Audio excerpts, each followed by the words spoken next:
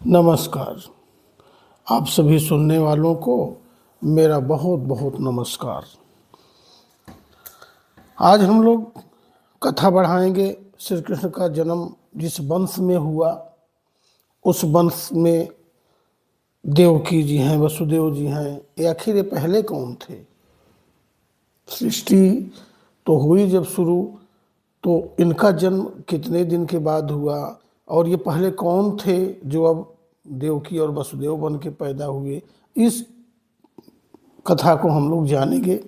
लेकिन इससे पहले आपसे एक रिक्वेस्ट है, एक आग्रह है कि अगर आपने अभी तक कथा सुनने के लिए मेरा चैनल सब्सक्राइब नहीं किया है तो कृपा करके चैनल सब्सक्राइब कर लीजिए और सुना करिए, शेयर भी किया करिए। ये हमारा आपका सत्संग चलता रहेगा और इसी बहाने आपका ज्ञान बढ़ता रहेगा और आप ये कथा सुन सुन के आनंद उठाते रहेंगे, अपना ज्ञान भी बढ़ाएंगे, आपका सत्संग होगा, ईश्वर की महिमा सुन रहे हैं आप, और लोगों का भी ज्ञान बढ़ाइए शेयर करके। हम लोग आगे बढ़ते हैं। भीष्म जी ने पूछा, ये वसुदेव कौन है? ये कौन थे पहले? यशस्विनी देवकी देवी कौन है? ये कौन थी? तथा ये नंदगोप और उनकी पत्नी महाव्रता यशोदा जी कौन थी, जिसने बालक रूप में भगवान को जन्म दिया और जिसने उनका पालन पोषण किया? उन दोनों स्त्रियों का परिचय दीजिए। पुलस्त्य जी बोले, राजन, पुरुष वासुदेव जी कश्यप हैं और उनकी प्रिया देवकी अदिति कही गई। ये अदिति कही गई हैं। कश्यप ब्रह्मा जी के अंश हैं और अदिति पृथ्वी का। इसी प्रकार द्रोण नामक वसु ही नंदगोप के नाम से विख्यात हुए हैं तथा उनकी पत्नी धरा यशोदा हैं।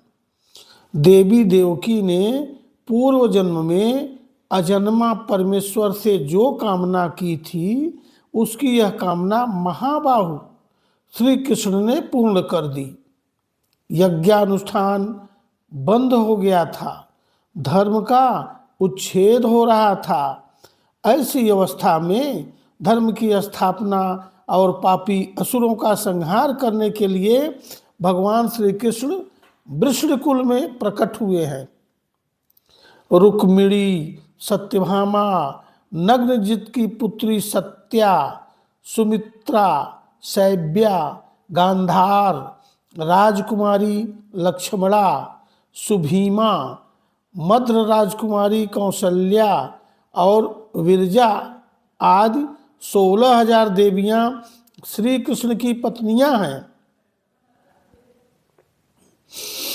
रुक्मिणी ने 10 पुत्र उत्पन्न किए। वे सभी युद्ध कर्म में कुशल हैं। उनके नाम इस प्रकार हैं: महाबली प्रद्युम्न, रणशूर, चारुदेषण, सुचारु, चारुभद्र, सदस्व, हरस्व, चारुगुप्त, चारुभद्र, चारुक और चारुहास। ये 10 रुक्मिणी जी के पुत्र हैं, रुक्मिणी जी से उत्पन्न हुए पुत्र हैं।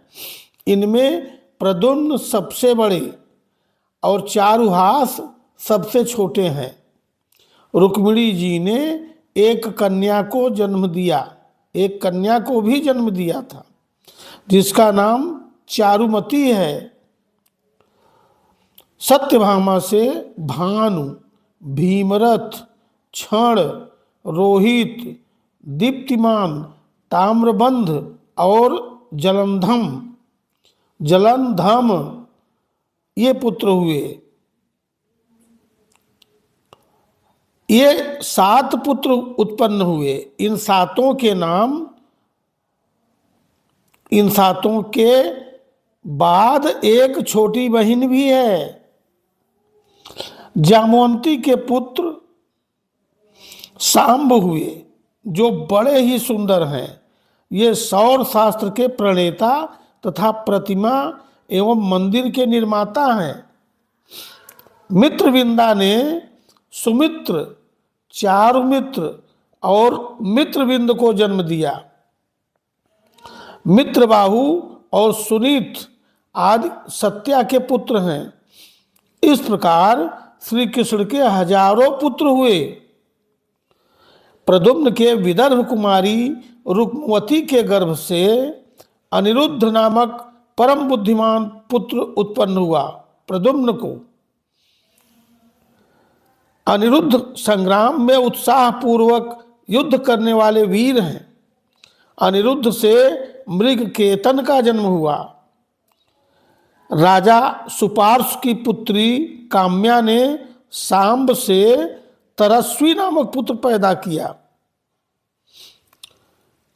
प्रमुख वीर एवं महात्मा यादवों की संख्या 3,60,00,000 के लगभग है। ये सभी अत्यंत पराक्रमी और महाबली, उन सब की देवताओं के अंश से उत्पत्ति हुई है। देवासुर संग्राम में जो महाबली असुर मारे गए थे, वे इस मनुष्य लोक में उत्पन्न होकर सबको कष्ट दे रहे थे। तो उन्हीं का संहार करने के लिए भगवान यदुकुल में अवतीर्ण हुए। इसीलिए श्री कृष्ण भगवान अवतीर्ण हुए हैं। महात्मा यादवों के 101 कुल हैं, माने खानदान हैं। 101 खानदान हैं, 101 कुल हैं। भगवान श्री कृष्ण ही उन सब के नेता और स्वामी हैं। नेता न कहकर यह कहता हूं कि उन सब के स्वामी हैं। तथा संपूर्ण यादव भी भगवान की आज्ञा के अधीन रहकर रिद्धि सिद्धि से संपन्न हो रहे हैं। ये थी श्री कृष्ण की कथा, श्री कृष्ण के कुल की कथा। और श्री कृष्ण के बाद प्रद्युम्न और अनिरुद्ध के बाद भी जो वंश से आगे चला, उसके बाद भी बहुत सारे हैं, लेकिन इतना ही दर्शाया गया था। और मुझे जैसा महसूस होता है कि बहुत से लोग इस वंश को पूरा जानते ही नहीं होंगे, कभी सुना ही नहीं होगा। आप सभी में या मैं भी उसमें हूं। तो ये गूढ़ कथा, इसीलिए मैं बार बार कहता हूं कि अनसुनी कथा है। और ये अनसुनी कथा आप जब सुन लें तो दूसरे को भी सुनाएं, शेयर करें, जिससे लोगों तक यह बात जाए और लोग इसे सुन पाएं, अनसुनी कथा को। यह कृष्ण जी का खानदान था। तो आज के लिए बस इतना ही। आगे हम लोग फिर मिलते हैं एक अनसुनी कथा के साथ। आप सभी का नमस्कार। जय श्री कृष्ण। राधे राधे।